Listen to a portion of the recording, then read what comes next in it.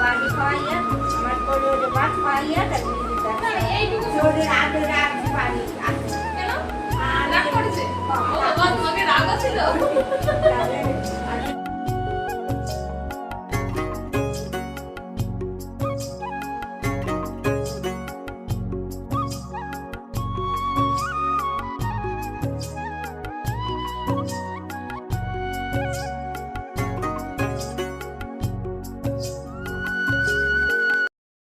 Good morning বন্ধুরা, আনসীমামি ব্লগে তোমাদের সবাইকে স্বাগত। বন্ধুরা তোমরা কেমন আছো? আশা করছি ভালোই আছো, আর আমরাও ভালোই আছি। বন্ধুরা আজকে হলো সোমবার, আর এখন ঘড়িতে বাজে সকাল 7:30টার মতো। তো এখন থেকেই তোমাদের সাথে নিয়ে আমি আমার ব্লগটা স্টার্ট করছি। আজকে সবার আগে দিদা উঠেছে ঘুম থেকে, উঠেই বলছে দেখ কি জোরে জোরে বৃষ্টি হচ্ছে।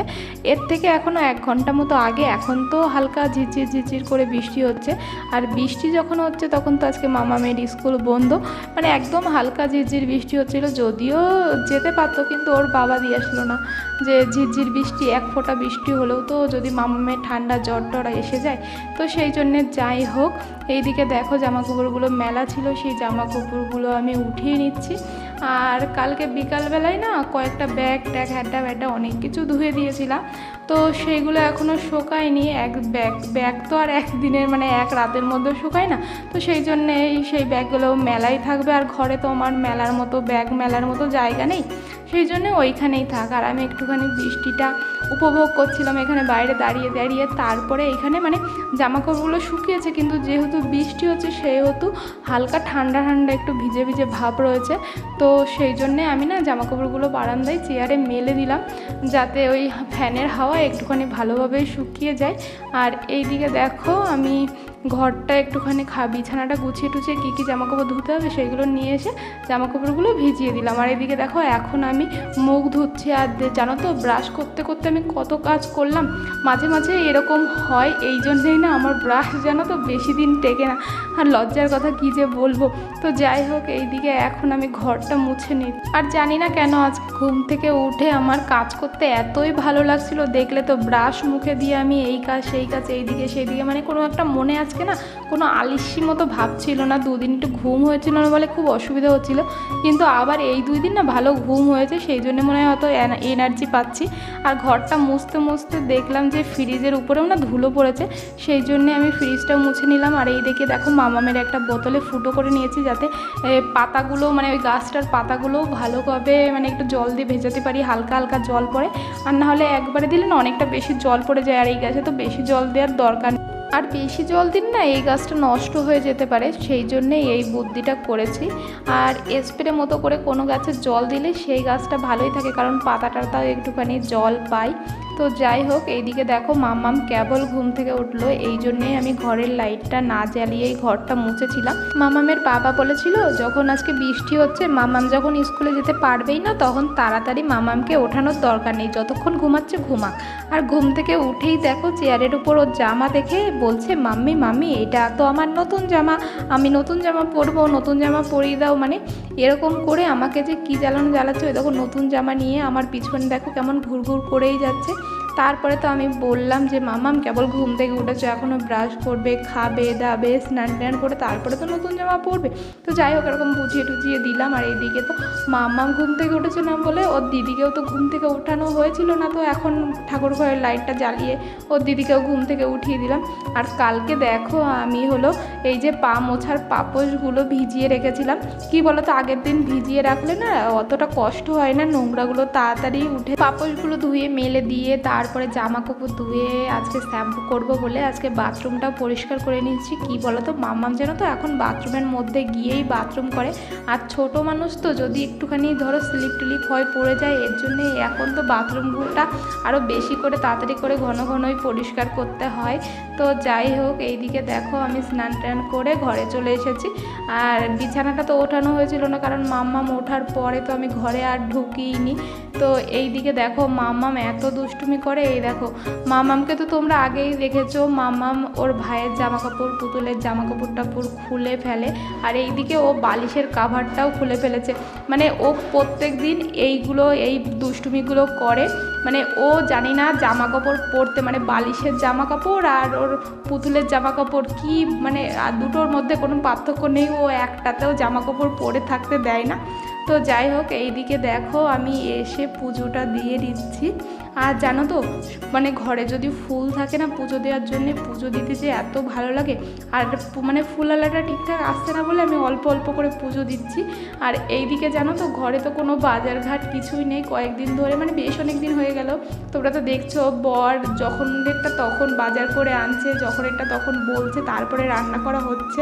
তো এই জন্যেই না আরও কাজে না গতি পাচ্ছি না, কী করব তাই। আর এইদিকে তো জামা কাপড়গুলো একটু ঠান্ডা ঠান্ডা ছিল, তো ফ্যানের তলায় থেকে জামা কাপড়গুলো তো শুকিয়ে গেছে, সেই জন্য জামা কাপড়গুলো ভাঁজ করে নিচ্ছি। আর বরকে তো কয়বার ফোন করেছি যে কি রান্না করব, কিন্তু আমার বর বলছে কি যে দাঁড়াও আমি ভেবে বলছি। আর ও ভাবুক আর আমি এইদিকে বসেই থাকি, কি করব আর বলো। মানে আজকে যে কতক্ষণ বসে বসে ছিলাম, কি রান্না করব জানি না এইদিকে, সেই জন্য বসে আর কতক্ষণ থাকবো। আর মাম্মাম ওর বম্মার সাথে আমি যখন বাথরুমে স্নান করতে গেছিলাম না, তো তখন ওর বম্মা এসেছিলো, ওর বম্মার সাথে দোকানে চলে গেছিলো, সেই জন্যে আমি নিলিবিলিভাবে জামা কাপড় ধুয়ে স্নান টান করে আসতে পেরেছিলাম। এইদিকে কি করব ভেবে পাচ্ছিলাম না, সেই জন্য ভাতটা বসিয়ে দিয়েছিলাম। আর এইদিকে দেখো ওর বম্মা মাম্মামকে নিয়ে এসেছে, দেখো আমি কি দুষ্টুপি করছি মাম্মামের সাথে। আর আমার মাম্মামটা না চটকাচটকি করতে এত পছন্দ করে, তো মাম্মামেরও তো সকাল থেকে কিচ্ছু খাওয়াইনি, সেই জন্য দেখো আমি মাম্মামকে এইখানে দেখো কটা বিস্কুট দিচ্ছি মাম্মামকে খেতে। আর মাম্মাম না 2 দিন ধরে এতটা দুষ্টু হয়েছে, বিস্কুটের মধ্যে জল দিয়ে সেই ভাতের মতো চটকাবে আর কি যে করে। এইদিকে তো দিদাকে আমি একটুখানি ছাতু গুলিয়ে দিলাম, আর দিদা বলছিল তুই কি খাবি আর কি বা খাবো বলো তো, আমার ছাতুগুলা বিস্কুট খেতে আজকে ইচ্ছা করছিল না। তো কালকের কটা ভেন্ডি ভাজা ছিল, তো তার মধ্যে যে গরম গরম ভাত হয়ে গেছে সেইটা, আর নিয়েছিলাম একটুখানি আম তেল, ও মা কি স্বাদ। তো যাই হোক এইদিকে দেখো আমি খেতে খেতে আমার বাজারটাও চলে এসেছে, তো এইগুলো বাটি টাটি ধুয়ে তারপরে আমি সবজি টবজি কাটতে শুরু করে দেবো। আর বরকে জিজ্ঞাসা করছিলাম, মানে বর এসেছিল না বাজার নিয়ে, দোকানের ছেলেটাকে দিয়ে পাঠিয়েছিল বাজার, তো সেই জন্য বরকে জিজ্ঞাসা করছিলাম যে কি রান্না করব। আর এইদিকে দেখো দিদা কি করছে, আমার ওই মানে কোটো মোটো আছে না যার মধ্যে মানে বাড়তি জিনিস সেইটা রেখে দিত দিদার না, এটা কাজ মাঝে মাঝে দিদা চেক করে। আর বয়স্ক মানুষ বাড়িতে থাকার এইটাই ফায়দা যে কোনো অনেক জিনিস আমাদের খেয়াল থাকে না, খেয়াল না থাকলে আমাদের সেই জিনিসটা খাওয়া হয় না, পড়ে থেকে নষ্ট হয়ে যায়। তো দিদা মাঝে মাঝেই না এই কাজটা করে, মানে এরকম গোছায় আর দেখে যে কোনো জিনিস এরকম নষ্ট হওয়ার মতো নেই। তো যাই হোক এইদিকে আমি তো সবজি টবজি কাটছি। আর আরেকটা মানে সমস্যাও বলবো না, ওই অনেক দিন আগে মনে আছে যে একজন এসেছিল নিরামিষ খেত, আমিষ খেত না। তো আগে অনেক কয়বার এসেছে, তো যাই হোক অনেক দিন পরে উনি এসেছে। ওই যে বিহারি বলেছিলাম না, সে মাছ মাংস ডিম কিচ্ছু খায় না, নিরামিষ খায়। তো তানার জন্য তো এখন আবার সমস্যা, যে তানার জন্য এখন আলাদা করে নিরামিষ টিরামিষ কী হবে, আর একটা মাথায় চাপ, তাই না? তোমার জন্য আনিনি, আমি আনছি তো নিয়ে আনিছি না, আসবা না দুয়া তো যাচ্ছে কাইতে তো কুমার যায় খাওয়া হ্যাঁ কুমার যায় বিয়ে করতে হ্যাঁ ওই কাছে ফোন না পেনের ফুটে গেছে, কলি ফুটে গেছে।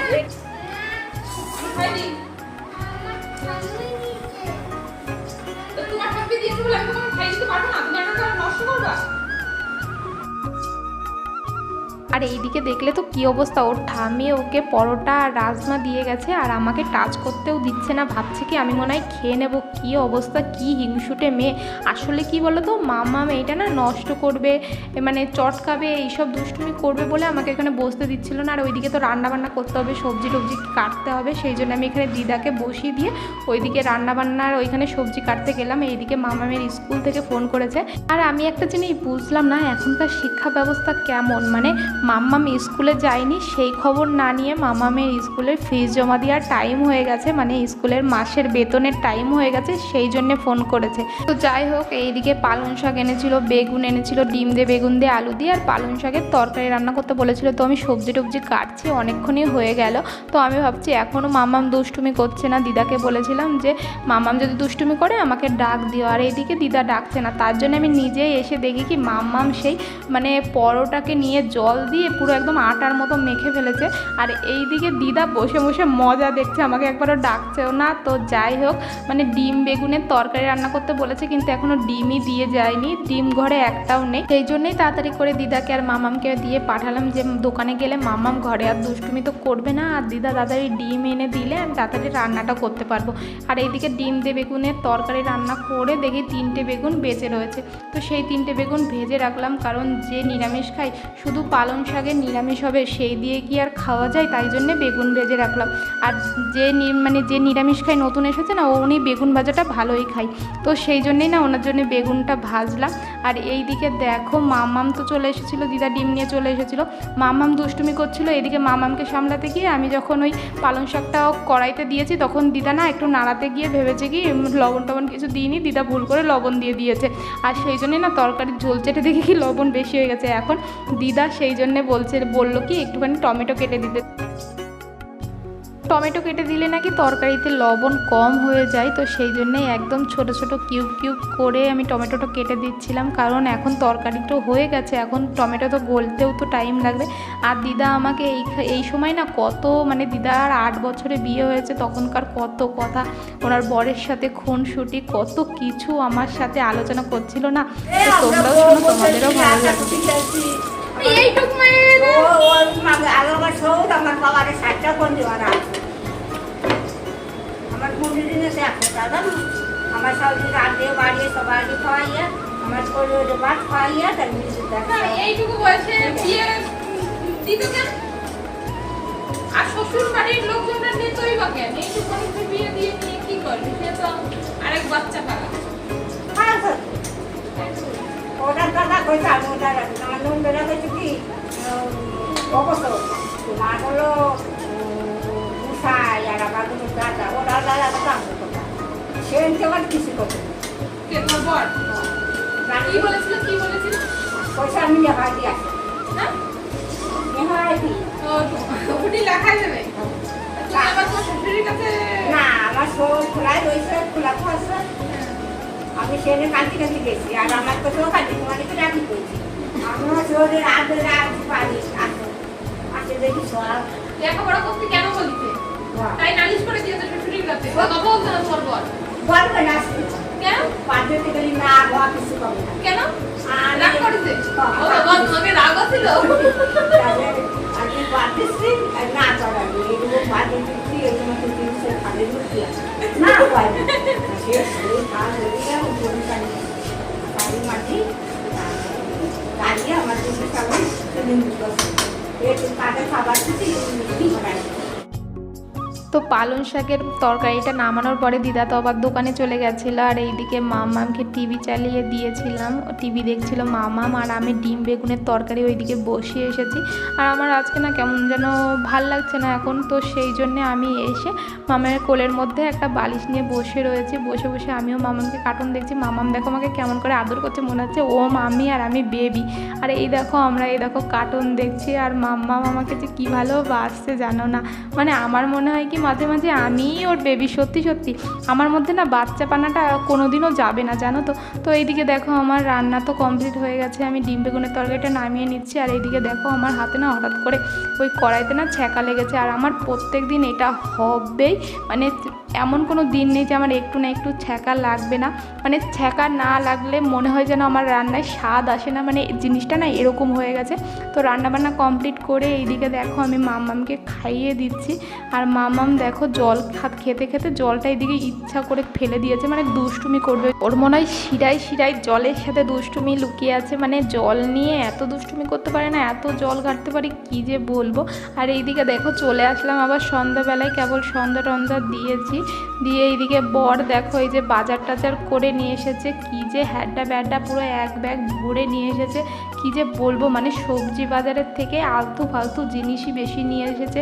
মানে আলতু ফালতু জিনিস বলবো না, মানে সবজির থেকে অন্যান্য ম্যাগি, চাউমিন, তারপরে ব্রেড, তারপরে কর্ন, মানে হ্যাড্ডা ব্যাডা। এই দেখো চিপস, কতগুলো চিপসের প্যাকেট যে নিয়ে এসেছে হ্যাড্ডা ব্যাডা, এইসব দিয়েই ব্যাগ ভরে রেখেছে। মানে সবজিপাতি 2-4টে এসেছে, মানে 2 থেকে 3 দিন যাবে কিনা সন্দেহ, এই সপ্তাহটা তো যাবেই না। তারপরে তো আমি সব কিছু গুছিয়ে টুছিয়ে রাখলাম। এইদিকে সোমনাথও এসেছিলো, সোমনাথ, আনসির বাবা, আনসি সবাই মিলে চিপস টিপ খেলো। তো তারপরে তো ওর বাবাও চলে গেছিলো, সোমনাথও চলে গেছিলো। তো তারপরে মাম্মামের বাবা তো ফল এনেছিল, তো আমাকে বলছিল মাম্মি আমাকে ফল দাও, ওই ব্ল্যাক কালারের যেই আঙুরগুলো আছে না, তো সেইগুলো দিতে বলেছিল। তো আমি ভেবেছিলাম ওই দেখো, মানে এখান থেকে দেখে মনে হচ্ছে যে মাম্মা মনে হয় দুষ্টুমি করছে, ফলগুলো চটকাচ্ছে, কিন্তু দেখো মাম্মামের মাথায় কি বুদ্ধি, দেখো খোসাগুলো এরকম করে চাপ দিচ্ছে আর ভিতর থেকে জেলির মতো মানে আসল ফলগুলো বেরিয়ে আসছে। মানে আমি এই জিনিসটা তো জানতামই না যে এরকমও হয়। তো যাই হোক, দেখেছো আমার এইটুকু বেবির মাথায় কি বুদ্ধি। তো যাই হোক, এইদিকে আবার চলে আসলাম, রাত 8:20 বেজে গেছে এখন। তো এখন হলো রাত্রে রান্না করতে হবে, আর দুপুরে সবজিপাতি না অনেকটাই রয়েছে, আর সেই জন্যে বর শুধু বলল যে শুধু আলু সিদ্ধ আর কুমড়ো সিদ্ধ রান্না করো। আর এইদিকে মাম্মাম তো দোকানে গেছিলো। এইদিকে দেখো মাম্মাম একটা আইসক্রিম খেতে খেতে বাড়িতে এসেছে, আর আমার যে আজকে কী আইসক্রিম খেতে ইচ্ছা করছে মাম্মামের আইসক্রিম খাওয়া দেখে। আমি মাম্মামকে বলছিলাম মাম্মাম আমাকে একটু দাও, ওর বম্মাও বলছিল যে তোর মা ছুঁচো, তোর মাকে একটু দিয়ে খা, তাহলে পেট খারাপ করবে, কিন্তু ও তো দিচ্ছে না, আমাকে আরও লোভ দেখিয়ে দেখিয়ে খাচ্ছে। তো সেই জন্যে আমিও আমাদের জন্য একটু আইসক্রিম আনালাম। যেই আমাদের জন্য আইসক্রিম আনিয়েছি, সেই দেখো মাম্মা আমাদের পিছনে পড়েই রয়েছে, মানে ওর আইসক্রিমটা এখন খাওয়া হয়ে গেছে, এখন ও আমাদের আইসক্রিম চাইছে। আর আমি এইদিকে দেখো মাম্মামকেও, মানে মাম্মা আমাকে যেমন লোভ দেখেছিল আমি ওকে লোভ দেখাচ্ছি। আর এই দেখো একে দিয়ে আমি আইসক্রিম আনিয়েছি, আর আমাদের জন্য এরও একটু আইসক্রিম খাওয়া হয়ে গেল। তো যাই হোক, আমি দেখেছো কি ছুঁচো, মানে উপরের যে কাভারটা থাকে সেই কাভারটাও ছাড়ি না, কাভারটাও চেটে চেটে দেখো খাই, মানে আইসক্রিমের আগে কাভারটা আগে আমার খেতে হবে। তো যাই হোক, এদিকে দেখো দিদা তো খেতে পাচ্ছিল না, হাত দিয়ে মানে ধরে ধরে খাচ্ছিল। তো আমি দিদাকে কাগজটা ছিঁড়ে বললাম এইভাবে চেটে চেটে চেটে চেটে খাও। তো দিদা জানো না সে কী অবস্থায়, একবার মুখে দিয়েই বলে কি ওরে বাবা রে কি ঠান্ডা। তো তারপরে দিদা যা করলো দেখে তো তোমরা অবাক হয়ে যাবে। দেখো থালার মধ্যে আইসক্রিমটা বের করে তারপরে হাত দিয়ে ধরে ধরে খাচ্ছে, মানে উপরে যেটুকু আইসক্রিম থাকে সেইটুকু খাচ্ছে, আর বাদ বাকি যেই ওই বিস্কুটের ওইটার মধ্যে থাকে তো সেইটা তো মাম্মাম নিয়ে নিয়েছে। এদিকে দেখো মাম্মামেরাও আইসক্রিম খাওয়া হয়ে গেল, ওর বম্মাটাই ও ভাগ বসিয়েছে। তো আমরা এখন 3 জনে আইসক্রিম খাই। তো বন্ধুরা আজকের ব্লগটা আমরা এইখানেই শেষ করছি। আশা করছি আজকের ব্লগটাও তোমাদের অনেক অনেক ভালো লাগবে। তোমাদের সাথে দেখা হবে নেক্সট ব্লগে। বাই বন্ধুরা।